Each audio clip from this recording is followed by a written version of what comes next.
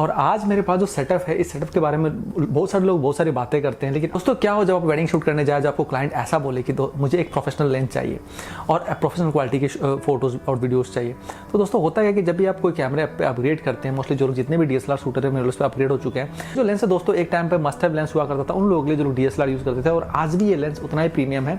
हालांकि जैसे system change हो चुका है, जैसे कि DSLR के बाद मिररलेस आ चुका है, तो लेकिन इसके बारे में दोस्तों आजकल कोई बात नहीं करता। तो आज मैं इसके बारे में बताऊंगा कि दोस्तों ये जो गियर अगर आप सेटअप बनाते हैं तो कितना खर्चा आने वाला और कितने कम प्राइस में और कितने अच्छे आप इमेजेस निकाल सकते हैं और क्या क्या फायदे होते हैं। दोस्तों पता होगा कुछ साल पहले जब DSLR यूज हुआ करता था, तो DSLR में ये जो लेंस था दोस्तों Tamron 70-200 2.8, ये VCM मोटर के साथ Z2 सीरीज का लेंस है, जो कि आज के डेट में बहुत ही कम प्राइस में मार्केट में मिल रहा है। ये जो लेंस था ना, एक बहुत ही बढ़िया कॉम्पिटिटर था मोस्टली जो नाइकॉन के या फिर कैनन के जो नेटिव 70-200 होते थे उसका रीजन ये था कि दोस्तों इसका जो इमेज की क्वालिटी अच्छी थी, इसका वेदर सेलिंग अच्छा था, और इसके अंदर आपको 2-3 तरह के स्टेबलाइजेशन मिलते थे जो कि उसके नेटिव जो लेंसेज जो आते हैं जो कैनन के नाइकॉन को, उसको भी बीट करता था। और उसका प्राइस जो था वो उनके नेटिव लेंसेज से 20-30,000 आसानी से कम में आपको मिल जाएगा। तो ये लेंस बहुत ही पॉपुलर लेंस था, Tamron का 70-200 Z2 सीरीज वाला लेंसेज। अब 70-200 के बारे में आपको क्या ही बताऊं दोस्तों, जब हम लोग वेडिंग शूट करते थे तो मोस्टली आपको पता होगा कि एक व्हाइट कलर का 70-200 कैनन का आया करता था। तो जब भी हम जाते थे शूट करने तो क्लाइंट हमसे पूछ भी लिया करता था कभी कभार कि आप जब आएंगे तो ये लेंस लेकर आएंगे या नहीं, क्योंकि इसके दोस्तों सभी को पता है 70-200 से कैंडिड शूट कितना बढ़िया होता है। अगर आपके पास एक कैंडिड शूटर उसके पास व्हाइट कलर का लेंस होता था 70-200, तो कैंडिड शॉट बहुत बढ़िया निकालता था, चाहे फोटो या वीडियो दोनों में बहुत अच्छा काम करता था।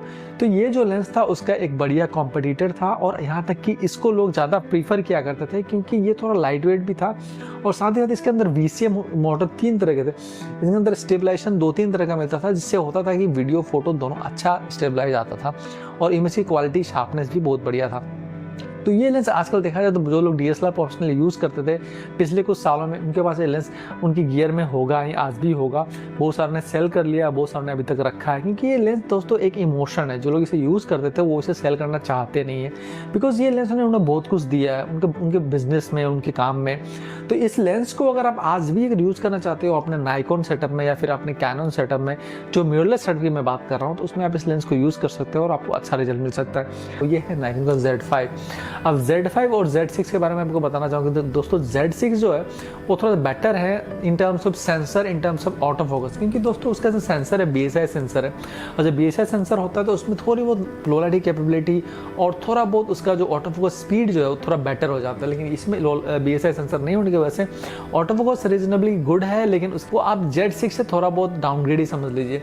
तो मैं मोस्टली जब आप इससे Z सीरीज़ के लेंसेज यूज़ करते हो बहुत बढ़िया यूज़ होता है, और आप अगर पुराने DSLR के लेंसेज जो नाइकॉन को भी यूज़ करते हो तो भी अच्छा यूज़ हो जाता है। लेकिन कहीं कभार पर आपको लगता है कि फोकस मिस हो रहा है, और कभी कभार लगता है कि दोस्तों इसका फोकस जब लो लाइट में थोड़ा कम अच्छा परफॉर्म करता है। हाँ, आप अगर इसे यूज़ करना जानते हैं तो आप इसे किसी भी सिचुएशन में यूज़ कर सकते हैं। तो मैं Z5 के साथ एक इसके अडाप्टर के साथ 70-200 मैंने ऐड किया है, जो कि सिस्टम देखने में बहुत ही खूबसूरत दिख रहा है। हाँ, थोड़ा हैवी होता है दोस्तों, लेकिन अगर आप फोटोग्राफर होकर अगर इस फील्ड में आकर आप इतने भी अगर 2 किलो 2.5 किलो के अगर एक हैवी गियर को आप कुछ देर के लिए कैरी नहीं कर सकते तो फिर क्या ही फायदा है दोस्तों। आजकल जितने भी कैमरे और लेंसेज निकल के आ रहे हैं वो सारे लाइट वेटेड होते जा रहे हैं। लाइट वेट होने के बाद अच्छा है कि दोस्तों कि आप कैरी कर पाते हैं, एक या 2 लेंसेज दो कैमरे साथ में कैरी कर पाते हैं, और पूरे दिन की शूट में आपको ज़्यादा हैक्टिक नहीं होता। लेकिन बात यहाँ पे ये है कि दोस्तों चाहे तो आप इसे यूज़ कर सकते हैं, पहले हम लोग DSLR यूज़ कर चुके हैं, तो जो लोग DSLR से आए हैं यहाँ पे तो उन्हें ऐसा दिक्कत कोई आने वाली नहीं है, वो हैवी लेंसेज भी कैरी कर सकते हैं। और साथ ही साथ स्ट्रैप होता है, स्ट्रैप में आप हैंग करके रखते हैं। तो इस लेंस को आप तभी यूज़ करते हैं जब आप कैंडिड शूट करते हैं, या तो आप ब्राइड या फिर ग्रूम का बाहर में आउटडोर में कुछ सिंगल या फिर कपल पोर्ट्रेट वगैरह ले रहे हो, उतना टाइम तक आप इसे यूज़ करते हैं, उसके बाद आप इसे रख देते हैं। क्योंकि ये जो लेंस है सिंगल पोर्ट्रेट, कपल पोर्ट्रेट या फिर कैंडिड के लिए ज़्यादातर जाना जाता है। उसके अलावा आप इसे लेंस को मोस्ट ऑफ द टाइम आप अपने बैग में ही रखते हैं। तो मैं इस Z5 के साथ इसे अटैच किया हूँ, और ये वीडियो आपको YouTube में शायद कहीं नहीं मिलेगा, तो मैंने पास था तो मैंने इसे सोचा कि इसका रिव्यू बनाकर आपको बताऊँ।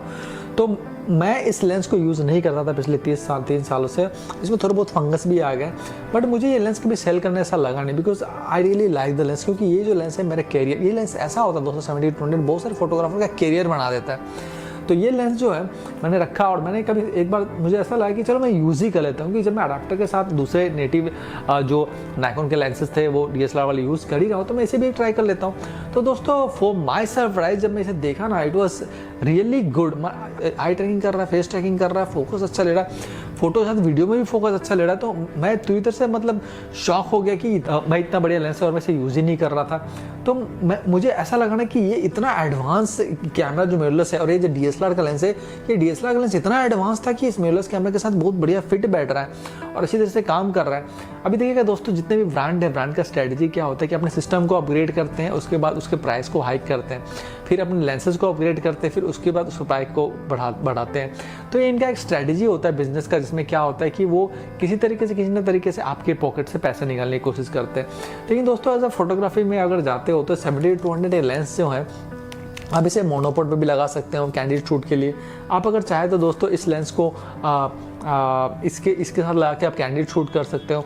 अब वीडियो में भी यहाँ तक मैंने देखा है, अगर आप Z6 के सिस्टम अगर यहाँ पे यूज़ करते हो और Z6 Mark II के सिस्टम यूज़ करते हो, इसमें 4K 24 फ्रेम या 30 फ्रेम तक मिल जाता है। तो आप इसको लगाकर एक बढ़िया नैरेटिव फिल्म्स म्यूजिक वीडियो भी बना सकते हो दोस्तों, जो कि बहुत ही मतलब मैं सरप्राइज था कि ऐसा हो भी सकता है, क्योंकि ये पुराना लेंस है दोस्तों, ये DSLR सिस्टम का लेंस है और मैं मिररलेस में यूज़ कर रहा हूँ। और G2 सीरीज़ का जो ये लेंस है Tamron का, इसकी जो क्वालिटी है, ऑटो फोकस और मोस्टली मैंने देखा, मुझे बहुत अच्छा लगा। मैंने देखा कि जो नाइकॉन के जो दूसरे जो लेंसेज हैं, जो नेटिव लेंसेज, उससे बढ़िया ऑटो फोकस ट्रैक करता है, बहुत ही बढ़िया वीडियो में ऑटो फोकस ट्रैक करता है, फोटो में अच्छा ट्रैकिंग कर रहा है और इमेज की क्वालिटी अच्छी आ रही है और बहुत बढ़िया स्टेबलाइजेशन आपको दे रहा है। तो मुझे ये लेंस से मुझे अच्छा लगा इस लेंस को यूज़ करके।